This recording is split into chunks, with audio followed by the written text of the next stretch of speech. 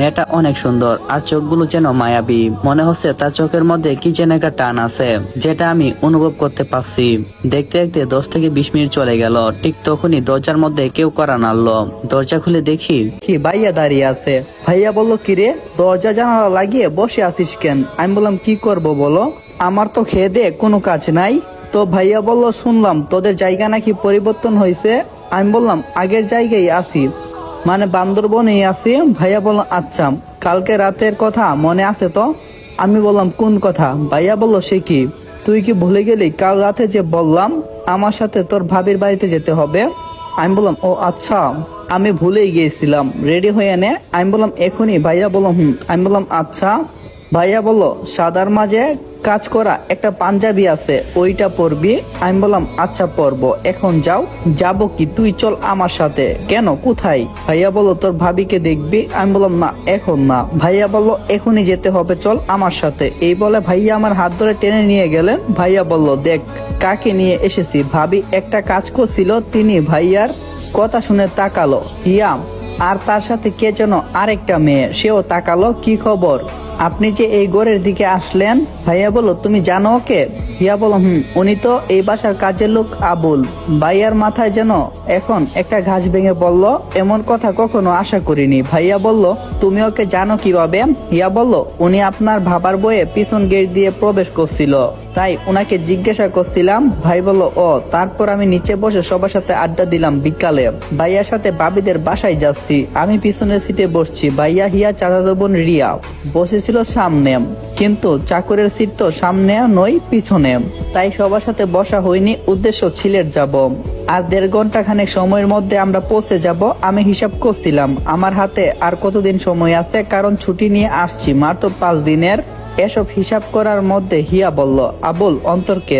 একথা বলতে সবাই আমার দিকে তাকালো। আমি অপ্রস্তুতি অবস্থায় বললাম, আমাকে কিছু বললেন? হিয়া বলল, হ্যাঁ, আপনি ওই দিন বললেন অনন্ত নামের একটা ছেলে এই বাড়ির, কিন্তু আমার জানা মতে দুলাভাইয়ের বাড়িতে ওই নামের কেউ নেই। তাকে জিজ্ঞাসা করলাম। ভাইয়া এবং রিয়া আমার উত্তরের জন্য বেশ আগ্রহ দেখাচ্ছে। ভাইয়া নিশ্চয় মনে মনে বলছে, দেখি কি উত্তর দেশ তুই এবার।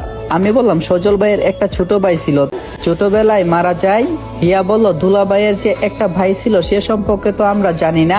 আমি বললাম, এটা জেনে তো লাভ নেই, সে মারা গিয়েছে 15 বছর আগে, তাই তো তার সাথে কোনো লেনদেন নেই। আমি বুঝতে চেয়েছি ভাইয়া কি বুঝাতে চেয়েছিল। তখন হিয়া বলল, সত্যি দুলাভাই আপনার একটা ভাই ছিল? ভাইয়া বলল, হুম, আমার এক ভাই। তখন ভাইয়া আর কোনো কিছু বলতে যাবে, ভাইয়াকে থামিয়ে দিলাম, কারণ আবেগের বসে সবটা বলে দেবে। আমি বললাম, হিয়া ম্যাম সাহেব, আপনি আমারে বিশ্বাস করলেন না? হিয়া বলল, আরে। আমি বললাম, ম্যাম সাহেব আপনার সাথে কথা নাই। রিয়া বলল, আবুল ভাই কিন্তু একটা জিনিয়াস। আমি বললাম, জিনিয়াস মানে কি গোয়াফা? হিয়া বলল, তুমি জিনিয়াস মানে জানো না? কতটুকু লেখাপড়া করছো? আমি বললাম, ক্লাস 8 পর্যন্ত। হিয়া বলল, ক্লাস 8 পর্যন্ত পরেও তুমি জিনিয়াসের অর্থ জানো না? আমি বললাম, সব আমি আমার পুরা কপালের সাথে মিশাইয়া খাইয়া ফেলছি। রিয়া বলল, আবুল ভাই আপনি ডং করতে পারেন।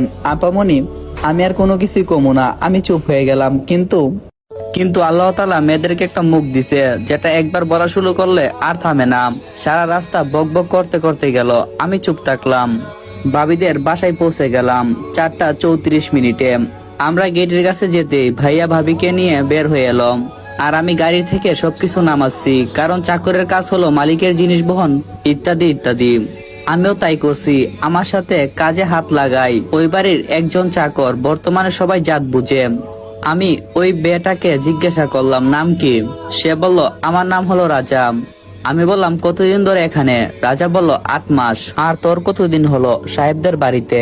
বুঝতে পারলাম চাকরে চাকরে যখন কথা হই তখন সবাই তুই করে মনে হয় বলে। আমি বললাম, 10 বছর। রাজা মিয়া বলল, তাহলে তো ভালোই দান মারছস। আমি বললাম, বুঝার পর থেকে তো ভালো করেই কামাইছি। এই তো সেই দিন আমগো সাহেবের কাছ থেকে করকরা 2টা 1000 টাকার নোট নিলাম। রাজা মিয়া বলল, কি কইয়া নিছস সাহেবের কাছ থেকে? আমি বলছি, মা অসুস্থ, তাকে ডাক্তার দেখাবো। আর সাহেব বিশ্বাস কইরা আমারে 2টা 1000 টাকা দিয়া দিল। রাজা মিয়া বলল, শালা তুই তো একটা মাল, চল চল ভিতরে চল, নাইলে ডাক পড়বো। আমি ওর সাথে প্যাকেটগুলো নিয়ে ভিতরে চলে গেলাম।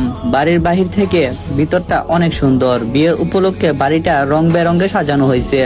ভিতরে ঢুকতেই দেখলাম ভাইয়াকে অনেক প্রশ্ন করছে, আর আমার ভাইয়া লাজুক লাজুক ভাবে তার উত্তর দিচ্ছে। আর এদিকে আমি ওয়াশরুমে যাচ্ছি। এরপর অবশ্যই কারোর সাথে কথা হয়নি, একবারে কথা হলো রাতে। ভাইয়া জিজ্ঞাসা করলেন আর কতদিন তুই থাকবি? আমি বললাম আর 2 দিন। ভাই বলল 2 দিন মানে? তুই তো এই 2 দিন আগে আসলি, আবার চলে যাবি? আমি বললাম ভাইয়া আমি চলে গেলে কোনো ক্ষতি হবে না, আর আমার ছুটি শেষ। ভাইয়া বলল তুই এখন কোন পদে আছিস? আমি বললাম কমান্ডো, স্পেশাল ফোর্স। ভাইয়া বলল ভালোই তো। হিয়া বলল আরে কি করছেন আপনারা? ভাইয়া বলল এই তো নিজেদের মধ্যে গল্প স্বল্প। হিয়া বলল দুলা ভাই আম্মু বলছে আপনাকে যাবার জন্য। ভাইয়া আর কোনো কিছু না বলে চলে গেলেন। আমিও ভাইয়ার পিছনে পিছনে যেতে লাগলাম। তখন হিয়া বলল আরে আপনি কোথায় যাচ্ছেন? আমি নিশ্চয় হয়ে হাঁটছি। হিয়া বলল আপনাকে দাঁড়াতে বলছি, দাঁড়ান। আমি বললাম জি ম্যাম সাহেব বলেন। হিয়া বলল কি ম্যাম সাহেব বলছেন? কথা শুনলে নিজেকে ভীত মনে হই। আপনি আমাকে ম্যাম সাহেব বলবেন না। আমি বললাম আচ্ছা ম্যাম। হিয়া বলল ম্যাম কি, ম্যামও বলবেন না? আমি বললাম জি আচ্ছা। আসলে মেয়েটার মতিগতি কিছুই বুঝে উঠতে পারছি না। মেয়েটা বলল আমার সাথে ছাদে চলেন। আমি বললাম কেন? মেয়েটা বলল চলেন তো। আমি বললাম 2 দিন পর তো পূর্ণিমা, তখন রাতটা অন্যরকম লাগবে, এখন ভালো লাগবে না। হিয়া বলল বাহ আপনি তো পূর্ণিমার হিসাবও রাখেন। আমি বললাম জিম। তারপর হিয়া চা করলো তা আমি কখনো তার কাছ থেকে আশা করিনি। সে আমার হাত ধরে টেনে নিয়ে যাচ্ছে ছাদে, কিন্তু এই মেয়েটাকে আমি একদমই পছন্দ করি না, অনেকটাই জেদি টাইপের। এই মেয়ে যার বউ হবে তার তো কপাল শেষ। ওদের ছাদটা বাড়ির মতোই সুন্দর, সব কোণের মধ্যে ময়লা জমানো, কিন্তু ছাদে নানা রকমের ফুল গাছ, নাকে নানা রঙের গ্রান বেশে আছে। সবচাইতে বেশি রজনীগন্ধা সৌরভ চড়াচ্ছে। হিয়া বলল আপনাকে সন্দেহ হই। আমি বললাম কেন? হিয়া বলল আপনার আচার আচরণ দেখে মনে হয় না আপনি অশিক্ষিত। আমি বললাম শিক্ষিত লোকজনের সাথে চলিত তাই এমন। হিয়া বলল তাহলে আপনি ইংরেজি জানেন না? আমি বললাম সবার দ্বারা কি সবকিছু সম্ভব হয় ম্যাডাম? হিয়া বলল আবার ম্যাডাম কইছেন? আমি বললাম সরি আমার ভুল হয়ে গেছে। হিয়া বলল আমি আপনাকে ইংরেজি শিখাবো, আপনি পড়বেন? আমি বললাম আপনি আমাকে শিখাবেন আর আপনি দায়িত্ব নেবেন? হিয়া বলল এতে কিছু জানি না, আমি পড়াবো, আপনি পড়বেন কিনা? আমি বললাম জি না। হিয়া বলল কেন? আমি বললাম আমার সময় নেই। হিয়া বলল খুব ভাব হয়েছে আপনার। আমি বললাম তা আমি জানি না। হিয়া বলল আমি আপনাকে পড়াবো মানে আমি আপনাকে পড়াবোই। কেমন মেয়ে রে বাবা, আমি পড়তে চাচ্ছি না, ও নাকি আমাকে পড়াবে। আমি বললাম আমি চিন্তা করব। হিয়া বলল আচ্ছা একটা কথা রাখবেন? আমি বললাম কি কথা? হিয়া বলল আগে বলেন রাখবেন। আমি বললাম চেষ্টা করব। হিয়া বলল বলুন রাখবেন। আমি বললাম আচ্ছা, কারণ একজন মানুষের এমন কথার উপরে না বলা যায় না। আমি হা বলে দিলাম। হিয়া বলল ধন্যবাদ, কাল আমাদের কলেজে একটা অনুষ্ঠান আছে, সেখানে যেতে হবে, যেহেতু কথা দিয়েছি তাই যাব। আচ্ছা সেটা কালকে দেখা যাবে। এই বলে নিচে চলে আসলাম। জানি না হিয়া কখন ছাদ থেকে নামছে। খাবার টেবিলে আমি যাইনি, কারণ আমি রাতের খাবার খাই না। রাজা মিয়া আর আমি এক বিছানায় ঘুমিয়ে পড়লাম, কারণ একজন চাকরের জায়গা একজন চাকরের সাথেই হই। রাত থেকে অজরে বৃষ্টি পড়ছে। বর্ষাকালে এমন বৃষ্টি রোজ হই। ঘুম থেকে উঠছি অনেক ভোরে, আনুমানিক 4টা। এখন ভোরের আলো চারদিকে ফুটছে।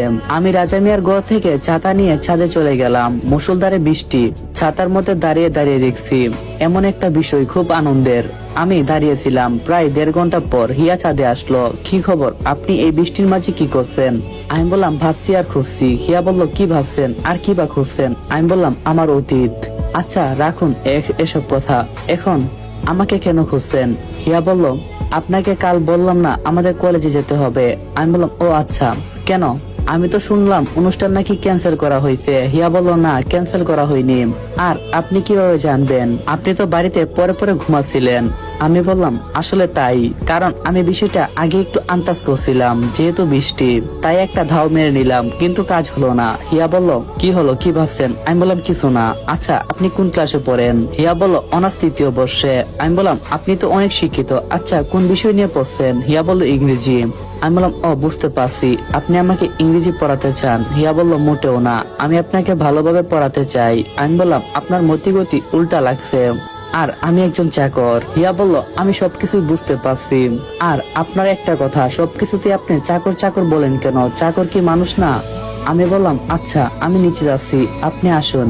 হিয়া বলল আচ্ছা একটা কথা বলবো। আমি বললাম বলো। হিয়া বলল আচ্ছা তুমি আমাকে দেখে পালাও কেন? আমি বললাম আমার কাজ আছে। হিয়া বলল ওই হ্যালো, এটা আমার বাড়ি, আপনার নাম, এখানে আপনার কোনো কাজ নেই। আমি কিছু বলতে চেয়েছিলাম, ঠিক তখনই আমার ফোনটা এলো।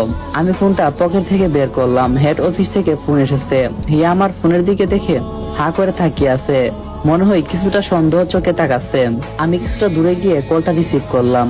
আর কি বললো তারা আমি আপনাদেরকে পরে বলি, কারণ আমার যেহেতু 5 দিনের ছুটি ছিল তাই তারা আমাকে বলল আমি কবে আসবো, কাল যেন আমাকে সেখানে পাই, একটা জরুরি কাজে নাকি আমাদেরকে আবারই এই শহরে আসতে হবে।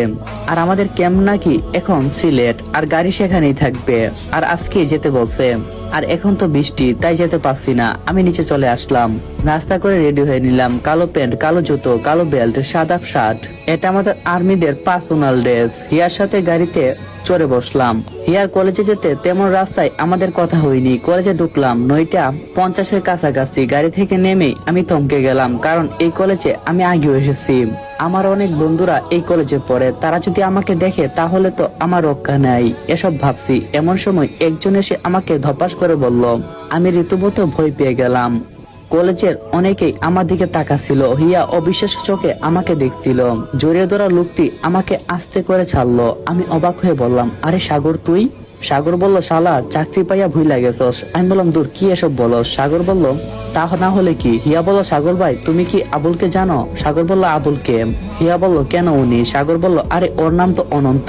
হিয়া বলল, কি? আবুল তুমি আমাকে মিথ্যা কেন বললাম? আমি বললাম, নিজের ডোল নিজে পিটানো ঠিক না। হিয়া বলল, মানে? সাগর বলল, মানে অনন্ত 6 বছর বয়সে এই জীবন বেছে নিয়েছে, আর ওর এই সফলতার পিছনে ছিল ওর মামা। তিনি আর্মির কমান্ডার, আর তার সাথেই ছোট থেকে ও থাকতো, আর আমাদের সাথে এই কলেজে লেখাপড়া শেষ করছে। আর অনন্ত তার মামার সাথে যাওয়ার কারণে বাসার মানুষরা তাকে অস্বীকার করে, মানে তারা বলে ও নাকি ওদের ছেলে না।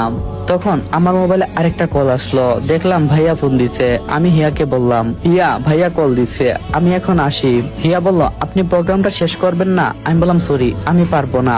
তখন হিয়া যেন কাঁদো কাঁদো মুখ করে ফেললো। সাগরকে বললাম, সাগর আমি আসি দোস্ত, পরে কথা হবে। এই বলে সেখান থেকে চলে আসলাম। হিয়া বোধহয় মনে মনে ভাবছে আমি কেন তার কাছে মিথ্যা কথা বললাম। তাছাড়া আমার কোনো উপায় ছিল না, কারণ আমি আমার অতীতটা কোনোভাবেই মনে করতে চাই না। আমি চাই না কেউ আমার সম্পর্কে জানুক, কিন্তু আজ সাগরের জন্য শেষ রক্ষাটা হলো না। তখন গিয়ে দেখলাম ভাইয়ার ভাবি রেডি হয়ে আছে। আমাকে দেখে ভাইয়া বলল, কে তোকে না বললাম যে আজকে যেতে হবে? আমি বললাম, হ্যাঁ ভাইয়া, আমারও আজকে এখান থেকে চলে যেতে হবে। তারপর ভাইয়ার ভাবিকে নিয়ে বাসায় গেলাম, আর রাতের বেলা বের হয়ে যাব বাসা থেকে। তাই আব্বু আর আম্মুর জন্য একটা চিঠি লিখলাম, আর ভাইয়াকেও রিকোয়েস্ট করলাম তাদেরকে বোঝানোর জন্য। যেই বাবা সেই কাজ। টুক করে একটা চিঠি লিখলাম, প্রিয় বাবা মা, যেখানে আপনারা আমাকে নিয়ে গর্ব করবেন সেখানে আপনারা আমাকে অবহেলা করতেছেন। জানেন আমারও ইচ্ছে করে আপনাকে মা আর উনাকে বাবা বলে ডাকতে। আমার পুরা কপাল। আরো নানান কথা লিখলাম যেটা অতীত সম্পর্কে। পুরোটা বললে অনেক লম্বা হয়ে যাবে, তাই শর্টকাটে বলে ফেললাম।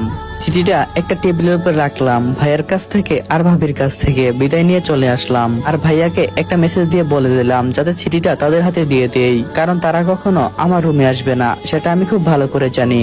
যখন আব্বু আর আম্মু এই চিঠিটা পড়ল, তখন তারা দুইজন অঝরে কান্না করতে লাগলো আর বলতে লাগলো,